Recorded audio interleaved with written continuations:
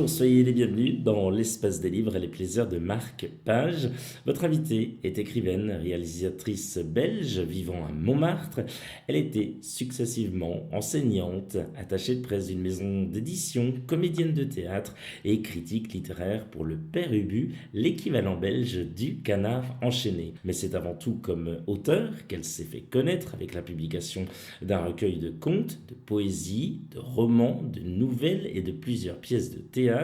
Son premier long métrage en tant que réalisatrice s'intitulait Madame Édouard et l'adaptation d'une de ses nouvelles publiées en 99 dans lequel elle met en scène le commissaire Léon, héros de sa série policière incarné par un certain Michel Blanc. Elle a créé le personnage du commissaire Léon, le flic qui tricote, et Mémé Cornemuse, la mamie déjantée. Elle fait aussi via la des auteurs de Richard Blade, Voyageur de l'infini, sous le pseudonyme masculin de Geoffrey Lord. Elle a publié de nombreux ouvrages tels que Babylon Dream chez Belfond, qui a reçu le prix Polar 2007 au Salon Polar Éco de Cognac, Nickel Blues, prix des lycéens de Bourgogne 2008, Tequila Frappé 2009, ou encore Coco Givré, prix de la ville de Limoges en 2010, et puis Les Vacances, un serial killer, un grand succès de librairie en 2011. Enfin, on peut quand même le signaler qu'en 2012, eh bien, pour l'ensemble de son œuvre, le prix Serial du Salon international du livre de poche de Saint-Maur, eh bien, elle l'a reçu et ça a été décerné par un certain Gérard Collard. Vous l'avez peut-être reconnu, il s'agit de Nadine Monfils. Elle vous présente son dernier roman, Le rêve d'un fou, chez Fleuve Édition, qui d'ailleurs on en profite pour saluer et remercier très chaleureusement Nelly, qui se reconnaîtra et qui sans elle, cette interview n'aurait pu se faire. Nadine Monfils, bonjour et bienvenue dans la chronique de Guillaume Sautet. Oui, bonjour. On est ravis d'être avec vous.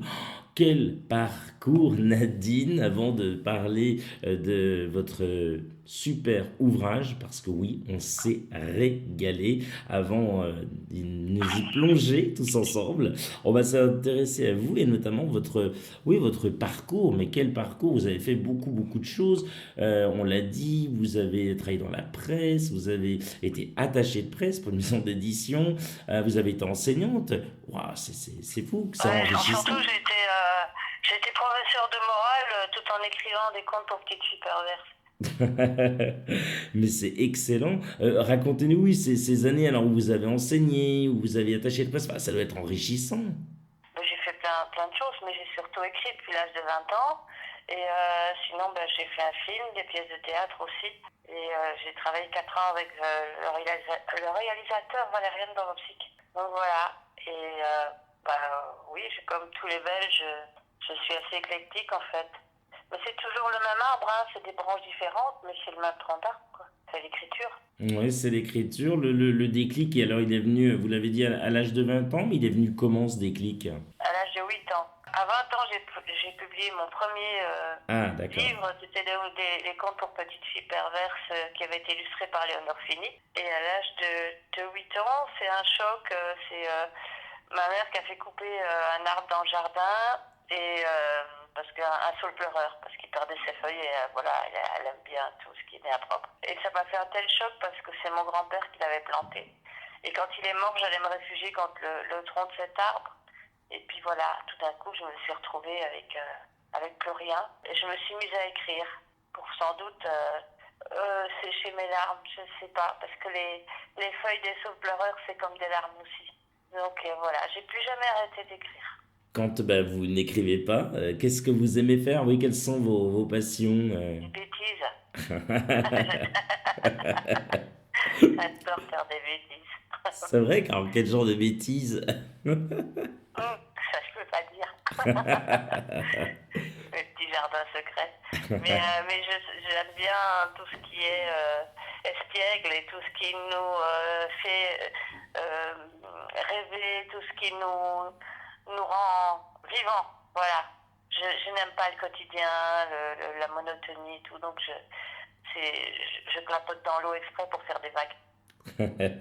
Vous aimez voyager également, ça vous arrive, oui, de voyager un peu? Ouais, je voyage beaucoup. Parfois, je défais même pas ma valise. Mais j'aime bien aussi me retrouver chez moi Souffler un peu, être là avec mes amis, mon chien, tout ça, j'aime bien aussi. Comment il s'appelle le chien? Léon, comme mon commissaire. Eh ben voilà, le chien Léon. Ah, c'est magnifique ça. Alors, il est près de vous là, il est à côté de vous pendant ce temps qu'on est en train de discuter. Ouais, non, il est en Normandie, là, aujourd'hui. Voilà, ça fait. J'étais jurée au Festival international du film à Bruxelles, donc j'ai pas pris mon chien parce que c'est un peu plus difficile de faire la Java avec son chien. Donc, Donc du coup, il est resté en Normandie. Ça, c'est bien oui. ça. On en profite, on est avec vous, on s'imagine, on est chez vous avec celles et ceux qui nous rejoignent et qui peut-être nous écoutent depuis le début. On se dirige tout droit là vers votre bibliothèque, on est face à elle, on lève les yeux. Qu'est-ce qu'on peut y retrouver à l'intérieur de celle-ci? Des livres très différents. Je suis très éclectique aussi dans mes goûts. Ça va passer de Frédéric Dard, Simenon, à Bernard Noël, André-Pierre de Mondiargue, Jacques Expert, enfin voilà, des choses comme ça en vrac. Les livres pour enfants, quand j'étais petite, que j'ai toujours gardé, parce que j'adore plonger dans ces images-là. Je retrouve la même saveur de l'enfance. Et puis des bouquins un peu plus spirituels, à côté de ceux de serial killers. Enfin, voilà quoi. Et peut-être aussi les ouvrages de votre ami, on va le dire, il est venu là il y a quelques semaines. C'est Christian Roth, qu'on salue au passage. Ah bah oui, Christian. Christian, c'est mon ami, mon vrai ami de cœur. Et j'adore son livre, franchement. C'est son dernier bouquin, La petite mort de Virgile, c'est un bijou. C'est super bien écrit, c'est passionnant. C'est moi qui n'aime pas les gros livres, parce que là, je l'ai avalé, dévoré. Voilà. Il est génial et il est bah, comme son auteur. Et effectivement, on rappelle la petite mort de Absolument. Virgile aux Ouais. éditions de Boré, à ne surtout pas Ouais. manquer, vraiment. Et ben on Ah oui, le salue bien fort, on l'embrasse, hein, notre Christian. oui. Il sera ravi. Bah, écoutez, voilà, je sais qu'il va vous écouter, donc on le salue une nouvelle fois bien fort. Mais Et j'adore. Enfin, j'adore l'homme et j'adore l'écrivain. Donc voilà. ben exactement, c'est ce que j'allais vous dire. Moi, c'était ma grande première avec lui et j'espère bien qu'il y aura une seconde fois parce que c'était un moment très, très Ah, enrichissant. ben, je vais pas le laisser tranquille, hein. Il faut qu'il écrive, sinon je l'écoute plus. C'est ce que je lui ai dit, il faut Ouais. continuer, hein. Je suis une amie chiante, hein, attention. Hein. Ah ben dis donc, c'est bien ça, vous êtes... ouais, d'accord, bon. Alors, je sais pas si on va être amis, hein. Ouais. Nadine Beaufils, adressons-nous cette fois-ci à votre dernier roman qui lui aussi nous fait rêver, nous fait vibrer, nous passionne. Franchement, c'était un pur régal. Le rêve d'un fou, c'est donc aux éditions Fleuve, hein, chez Fleuve Éditions. L'idée de Oui. départ, oui, comment elle est venue, cette idée d'écrire ce roman? Racontez-nous. Mais c'est en fait quand j'ai découvert le palais du facteur cheval quand j'étais petite avec mon père, c'est à Autrive dans la Drôme. Et j'ai trouvé ça tellement extraordinaire qu'un petit bonhomme tout seul, un facteur, parce que c'est part d'une histoire vraie, j'en ai fait une fiction, mais tous les éléments autour du facteur cheval sont vrais. Donc il faisait ses tournées et il a buté sur une pierre. Et puis il a commencé à ramasser, faire des petits tas de cailloux et après ses tournées, il allait les embarquer dans sa brouette. Il les emmenait sur ce qui aurait dû être son potager. Et il a commencé à construire un palais à la mort de sa fille Alice. C'était pour elle aussi, pour garder un peu ce lien avec elle, parce que perdre un enfant, c'est la chose la plus horrible de la vie. Et ce personnage m'a énormément touchée, parce il est la preuve que tous les rêves sont possibles. Tous, même les plus fous et surtout. Et qu'est-ce qui reste de nous quand on est parti? Eh bien, c'est la folie de nos rêves. Et je pense il faut jamais y renoncer et qu'il vaut mieux tout faire, quitte à foirer, mais tout faire plutôt que de partir avec des regrets. Parce que ça, c'est quand même la pire des choses, de dire on aurait dû, voilà, la vie est passée, c'est trop tard.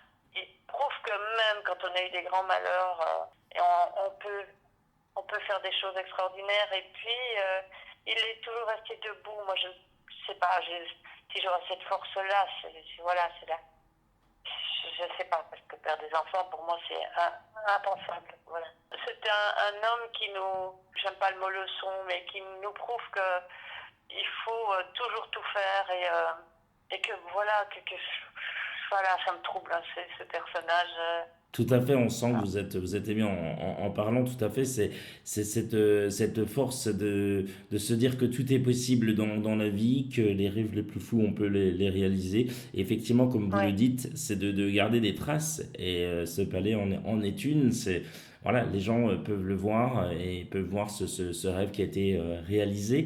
Comment, pour vous, Nadine, s'est passée la phase d'écriture, oui, en termes de chapitres, de recherche, puisque voilà, forcément, c'est histoire vraie aussi. Est-ce qu'il y moi, je avait... me suis beaucoup, Ouais, ouais, non, je me suis beaucoup imprégnée du lieu, de tout ce qu'il a dit, de ce qu'il a écrit. Donc, je suis plongée dans tous les documents le concernant, les films. Et aussi, j'ai refait beaucoup le parcours. J'étais dans son palais, j'ai fait le parcours qu'il faisait à pied et tout. Je me suis vraiment imprégnée de lui.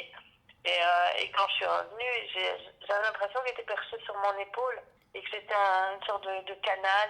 Il se passait une sorte d'alchimie entre ce qui me soufflait. On est peut-être un peu schizo, nous, les là. Entre ce qui me soufflait et mon univers à moi, quoi, mon jardin fou.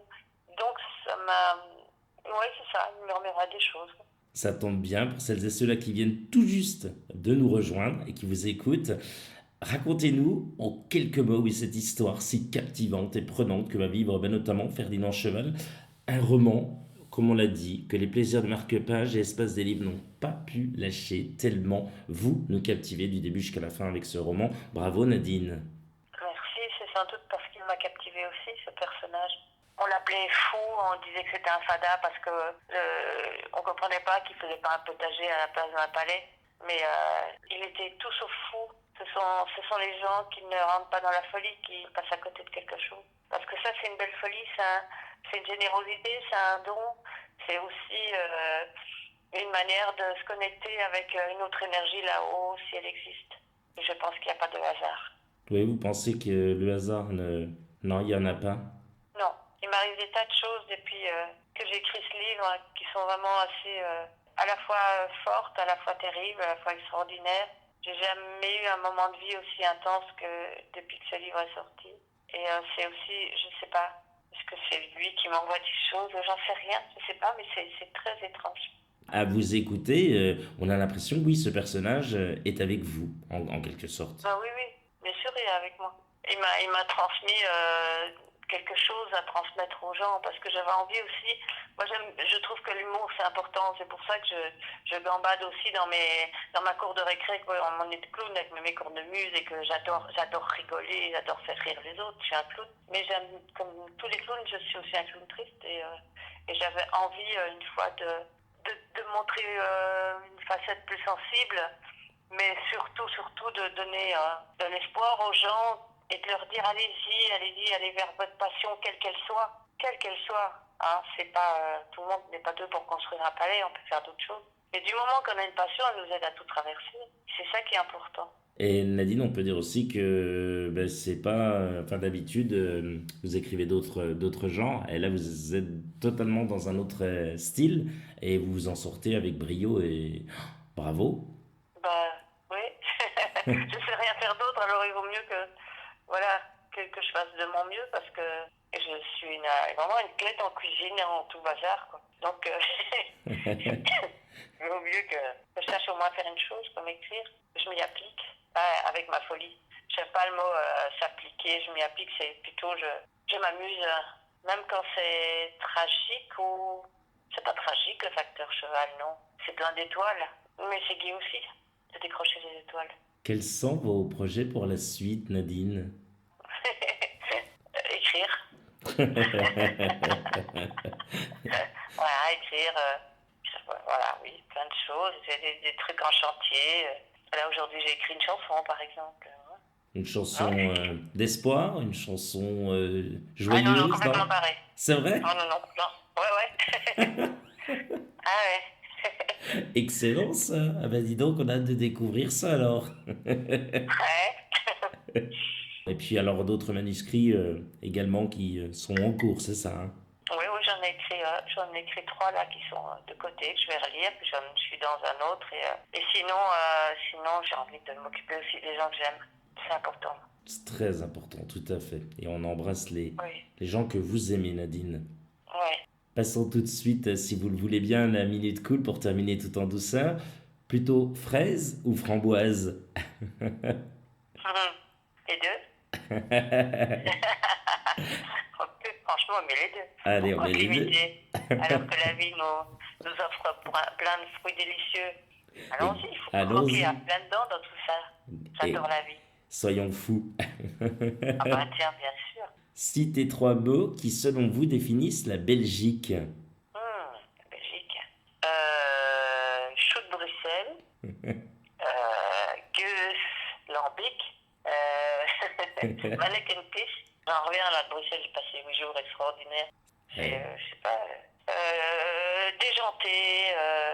La Belgique, il y a un truc en Belgique qu'il n'y a nulle part ailleurs. On peut se retrouver dans le plus beau pays du monde et elle est belge. Et ça, c'est unique. C'est unique parce qu'il y a une simplicité, une gentillesse, un humour que je n'ai jamais trouvé comme ça ailleurs. Il peut exister, mais il est plus lent à se manifester. Chez nous, c'est clash tout de suite, quoi. Ça, naturel. c'est chouette. Naturel, Oui, ouais, c'est ça. oui, ça j'aime bien, j'adore. On perd pas de temps. Quel est le dernier concert ou spectacle que vous ayez vu? Ah, concert au spectacle. Que j'ai vu, je sais pas, mais que je sais plus, parce que je vais pas souvent, mais que je vais aller voir, c'est Arnaud. Bon, eh ben on le prend Je aussi. l'adore. Eh ben on le prend aussi. Alors, écoutez, on le note.